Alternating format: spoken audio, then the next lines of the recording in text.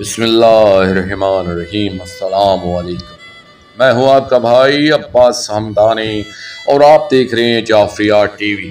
آج کا ہمارا موضوع گفتگو ہے 2 محرم کربلا میں امام مظلوم علیہ السلام کا خطاب۔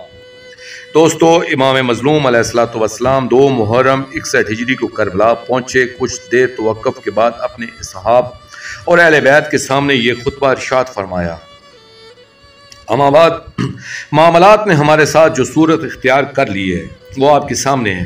یقیناً دنیا نے رنگ بدل لیا اور بہت بری شکل اختیار کر گئی ہے۔ اس کی بھلائیوں نے منہ پھیر لیا اور نیکیاں ختم ہو گئی ہیں۔ اب اس میں اتنی ہی اچھائیاں باقی بچی ہیں جتنی کسی برتن کی تہ میں باقی رہ جانے والا پانی۔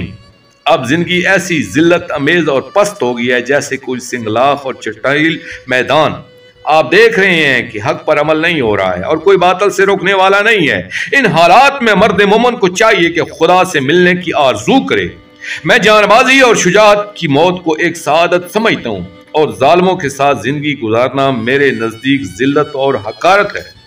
آپ نے مزید فرمایا: لوگ دنیا کے غلام ہیں اور دین صرف ان کی زبانوں پر رہتا ہے۔